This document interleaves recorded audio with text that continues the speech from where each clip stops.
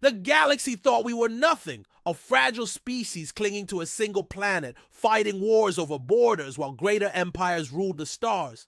To them, we were animals. To them, we were dust. But in one battle, one human showed the universe a truth so terrifying, so undeniable, that aliens swore never to underestimate us again. This is the story of Captain Adrian Holt, and the day humanity broke the chains of fear and became a name whispered in every star system. Before we dive in, tell me in the comments where you're watching from and what time it is right now.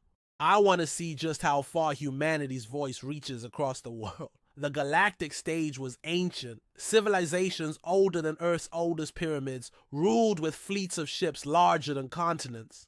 They harnessed stars, moved planets, erased moons from the sky, and then there was us, a young, noisy species who still celebrated putting a flag on our own moon like it was divine triumph. At first they ignored us. Then they mocked us. Finally, they decided we were better off serving under their rule. The Dravari Dominion, led by the warlord Dravari Dominion, gave Earth an ultimatum: surrender your independence or be erased from the stars. The Galactic Concord laughed when humanity refused. A fragile, divided species, daring to stand against the most ruthless warlord in the galaxy.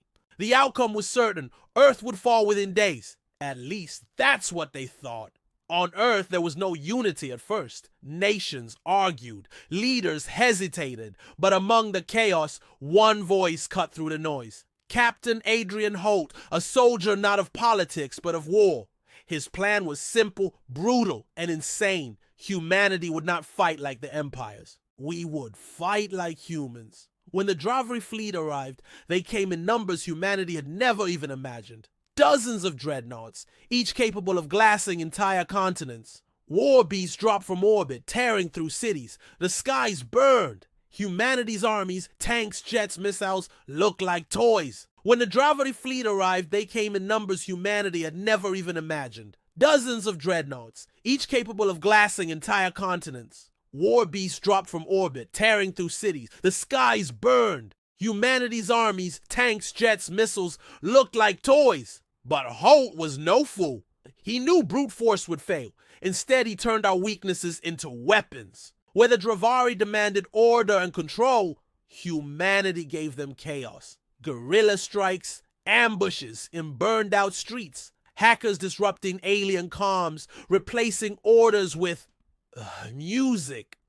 Imagine elite alien soldiers marching into battle, only to hear Earth's heavy metal blasting through their headsets. It sounds ridiculous, but it worked. For the first time, the Dravari war machine staggered. The Empire had never faced an enemy so unpredictable, but chaos alone wasn't enough. Dravari Dominion knew humans could harass his forces, but not win. So he made a statement. He brought his flagship, the Obsidian Crown, into Earth's orbit.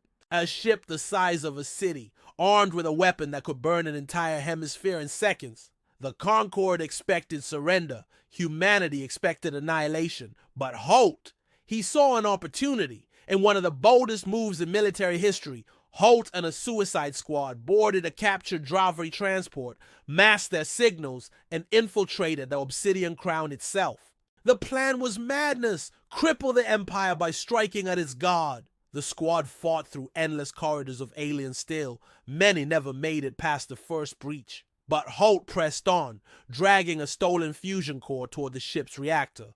And then he came face to face with Dravari Dominion himself. The warlord was a titan, 10 feet tall, encased in armor of living metal. He had slaughtered generals, crushed rebellions, ended civilizations. He stared down at Holt, a fragile human covered in blood and ash, armed with nothing but defiance. And in that moment, for the first time in his reign, Dravari Dominion felt fear. The galaxy would later argue whether Holt spoke these words or not. But legend says he looked the warlord in the eyes and said, "You should have left us alone." Then he detonated the fusion core. The explosion destroyed the Obsidian Crown, killed Dravari Dominion, and shattered the Dravari command. Leaderless and humiliated, their fleet retreated. Earth had survived.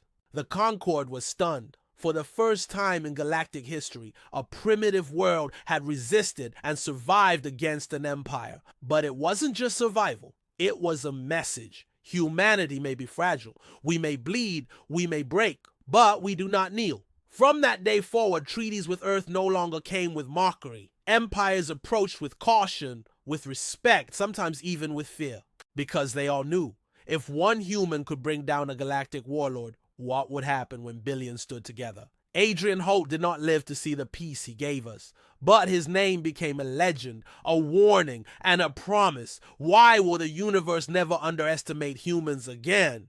Because when pushed to the edge, we don't surrender. We fight, and that makes us unstoppable. So what do you think? If Earth truly faced an alien empire tomorrow, would we rise like Holt, or would we fall? Drop your thoughts in the comments. I read every single one. If this story gave you chills, make sure to hit that like button, share it with a friend who loves sci-fi, and subscribe for more HFY tales every week.